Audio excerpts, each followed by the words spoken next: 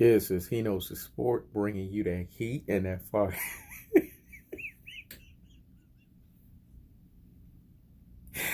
Woo, man. This is the stuff that I'm talking about, man. He Knows the Sport drops a video. Cats, they know they watching. They know they peeking.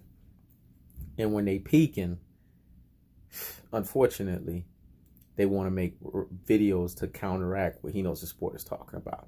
So let's get on to the damn video. Listen, counteractions beget counteractions. Let me say it again. Counteractions beget counteractions. And let me explain why. When you say Deontay Wilder, his resume stinks, that's about the worst classic Doden troglodytisms, Rudy Poo and Plum Plum Brains isms, ultra fanboy with the ultra fanboy rhetoric isms. So if Deontay Wilder's resume stinks, that means that Tyson Fury's resume was always a jack. Oh yeah, my bad. The dude jacks off not, but 7 fucking times a day. He's a jack off waiting to happen. This is what Deontay Wilder has done to Tyson Fury. He's living rent and space free in the dude's head, soaking up what? All the damn AC. As a matter of fact, if I'm Deontay Wilder, I'm worried about living rent and space free in the dude's head. Because in that head, he's whacking off 7 times. Conventional training tells us you do sparring. It tells us that you run. It tells us that you hit the heavy bag. It tells us that you actually have sparring partners. But when did jack off or jacking off?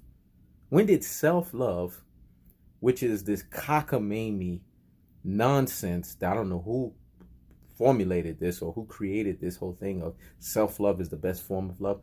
Tyson Fury, you're married. Why aren't you banging your wife? Why are you sitting here whacking off every second? And I thought when you prepare for a fight, you're not depleting man juice. You're supposed to keep all your man juice in you, dog. Let me say it again, because that needs to marinate in the corpus callosum and in the cerebellum. Hear me and hear me. Wow. It's like this great old Sergeant First Class used to tell me when I was in the military, dog. Don't be letting all these girls take all your damn man juice, dog. In this case, Tyson Fury's taking all of his own damn man juice. He ain't getting nothing. I could understand if he was sitting there saying that he was tricking off and he was getting it in with the wife 7 times a day. Yeah, that would hurt him and deplete him, but at least you're doing it to a chick. You're doing this shit to yourself. Do you guys realize that over masturbation causes adverse effects?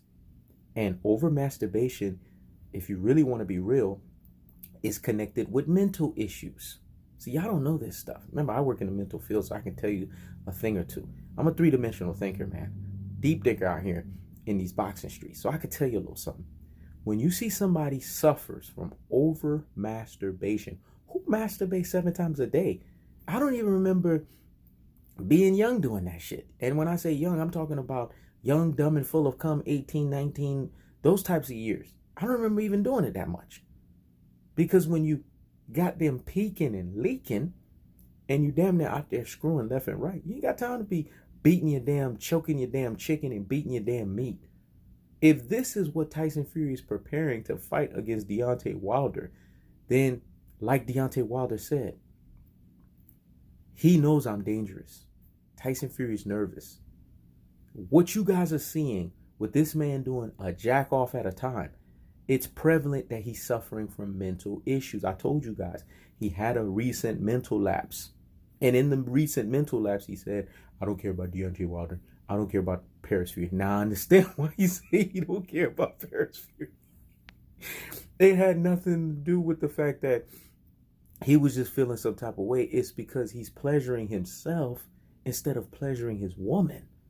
Who raised you? Where they do that at, dog? What grown-ass man got a woman at the house, and instead of pleasuring her, you're pleasuring your damn self? That's some... Not even juveniles do shit like this.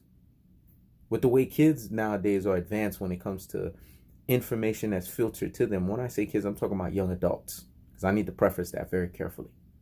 The information that's being filtered to them, they know a lot more about, sex and all of those sexual behaviors than a lot of these older adults. And they're engaging into it actively. But Tyson Fury, this dude that looked like he's 7 years old, masquerading at what, 31? This is the guy that's sitting here whacking off 7 times a day. No wonder you are prematurely aging. No wonder you're suffering from mental issues. You want to sit here and have peeping Toming versions of BDI, versions of reverse bias, aka detractors, aka panderers, tell you that Deontay Wilder's resume stinks. But let's see. Let's go down Tyson Fury's resume. Who has he fought? Otto Wallin, that whooped him and gave him a big ass gash? At the time, that guy was ranked what? Number 36 heavyweight? And that guy legitimately beat him? He thought he was fighting a low-level tomato can bum bash, and he ended up getting his ass beat. Otto Wallin should retire from here on out because they robbed him. Who else he fought? The number 56 ranked heavyweight and Tom Schwartz? You guys are impressed by that shit? Okay. Now let's look at his resume even further. Who did he beat that was the noteworthy person? Vladimir Klitschko? A Vladimir Klitschko that was already aged and past his prime? That's his most credible victory? So when we sit here, and when I say we, I'm talking about reverse bias, aka detractors, aka panders, telling you that Deontay Wilder's resume stinks, then that means Tyson Fury's resume is a jack-off waiting to damn happen. That's the truth of the fact of the matter. Because if all you have as credibility is you beating Vladimir Klitschko, and an old, washed-up Vladimir Klitschko at that, what kind of resume is that? And how the heck is this guy lineal champion?